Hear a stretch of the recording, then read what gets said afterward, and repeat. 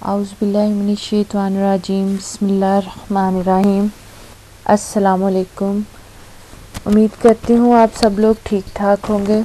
آج ہم جس سبق کا آغاز کریں گے حصہ نثر میں سے آپ کا وہ سبق نمبر 11 ہے، جس کا عنوان ہے لاہور کا جغرافیہ۔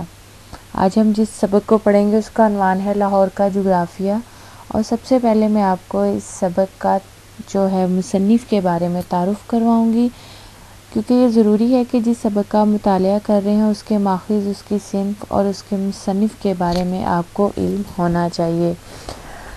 اس کے مصنف کا نام احمد، اصل نام ان کا احمد شاہ بخاری پطرس تھا۔ اس کو پطرس اور پطرس دونوں طرح سے ہی بولا جاتا ہے، ٹھیک ہے۔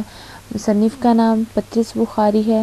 ماخذ جو ہیں جہاں سے یہ سبق لیا گیا ہے آپ کا، وہ ہے پطرس کے مضامین، جو کہ 11 مضامین پر مشتمل ایک کتاب ہے۔ اس کو کتابچہ کہا جائے تو زیادہ بہتر ہوگا، کیونکہ یہ ایک چھوٹی سی تحریری کتاب ہے جس میں پطرس کے 11 مضامین شامل ہیں اور اس کی صنف مضمون نگاری ہے۔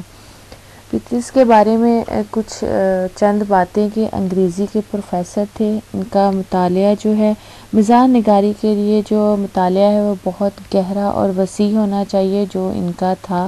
اردو کے ممتاز ترین مزاح نگاروں میں ان کا شمار ہوتا ہے۔ انہوں نے بہت کم لکھا لیکن بہت شاندار لکھا، اس لیے انہوں نے جلدی سے جو ہے ترقی کی منازل بھی جو طے کی۔ سبق کا تعارف کروانا چاہوں گی جس میں چند جو ہیں وہ اہم باتیں ہیں، جس میں لاہور کے جغرافیہ میں لاہور کے سنجیدہ مسائل کا مزاحیہ طریقے سے بیان کیا گیا ہے۔ تیزی سے بڑھتی ہوئی آبادی کے مسائل کے بارے میں بتایا گیا ہے۔ ضروریات زندگی کی عدم فراہمی پر طنز، سرکاری اداروں کی نااہلی اور بے حسی کے بارے میں بتایا گیا ہے۔ فراہمی آب و نکاسی اور آب کے ناقص انتظامات، کثیف آب و ہوا، کثیف بولتے ہیں آلودہ آب و ہوا کے مضر اثرات جو کہ نقصان دہ اثرات ہیں، لاہور کے ذرائع آمد و رفت اور اشتہار بازی، طلباء کے ذریعے ان کی نفسیات کا بیان مختصر مگر مزاح سے بھرپور اور بہترین طریقے سے جو ہے اس سبق میں ظاہر کیا گیا ہے۔ پطرس کی ایک خاص خوبی یہ بھی تھی کہ انہوں نے کبھی بھی اپنے مضامین کو طنز سے آلودہ نہیں ہونے دیا۔ اگر انہوں نے مزاح کے ساتھ طنز کا استعمال کیا تو اس میں بھی مثبت جو تھے اس کے عنصر پائے جاتے تھے۔ پہلے صفحے کا ہم مطالعہ شروع کریں گے، جس میں سب سے پہلے جو ہے وہ تمہید آتی ہے۔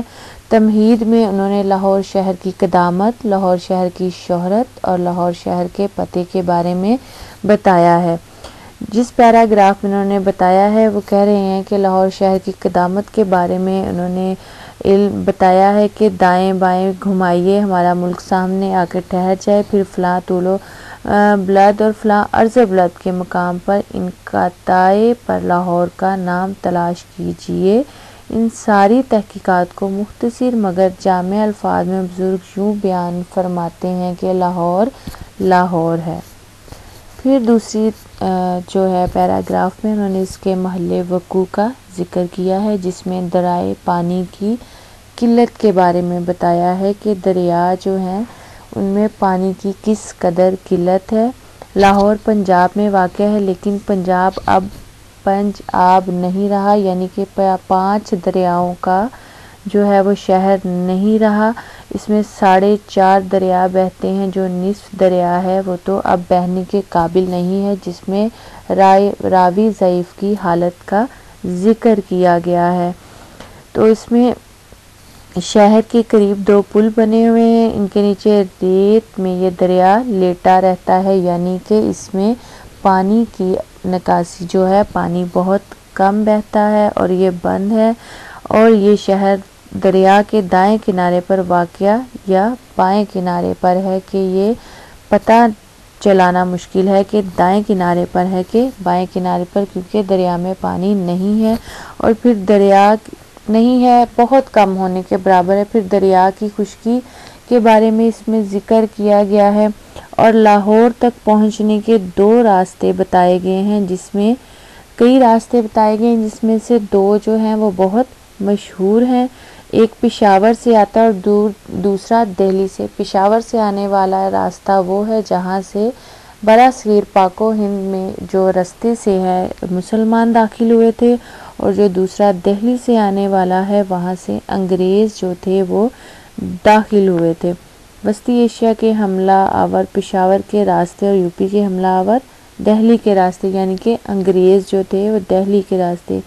اول الذکر یعنی کہ جن کا ذکر پہلے آئے اہل سیف کہلاتے ہیں، یعنی کہ اپنی طاقت کے زور پر کامیاب ہونے والے، لڑنے والے اہل سیف کہلاتے ہیں، طاقت کے زور پر، تلوار کے زور پر لڑنے والے، اور غزنوی یا غوری تخلص کرتے ہیں۔ مؤخر ذکر یعنی کہ آخر میں جن کا ذکر ہوتا ہے اہل زبان کہلاتے ہیں۔ اہل زبان تو ویسے جو زبان ہے بولنے والے کو کہا جاتا تھا، لیکن یہاں پر اور طرح سے اس کا ذکر لیا گیا ہے، اور یہ بھی تخلص کرتے ہیں کہ اس میں ید طولہ رکھتے ہیں۔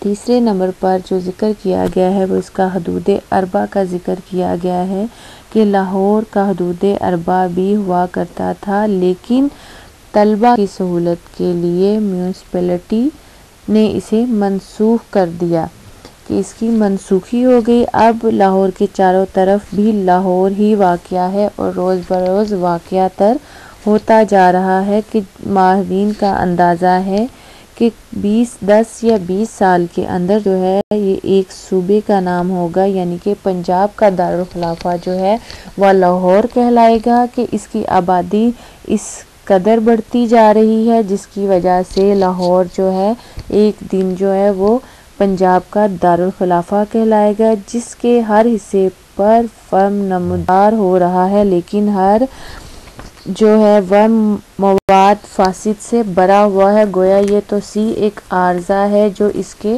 جسم کو لاحق ہے۔ تو اس میں پطرس بخاری نے تمہید محلِ وقوع حدود اربع بیان کرتے ہوئے، یعنی کہ لاہور کے حالات کو بیان کرتے ہوئے مزاح کا سہارا لیا ہے، اور اس کو طنز سے آلودہ نہیں ہونے دیا کہ کسی کی دل آزاری نہیں کی، اور مزاح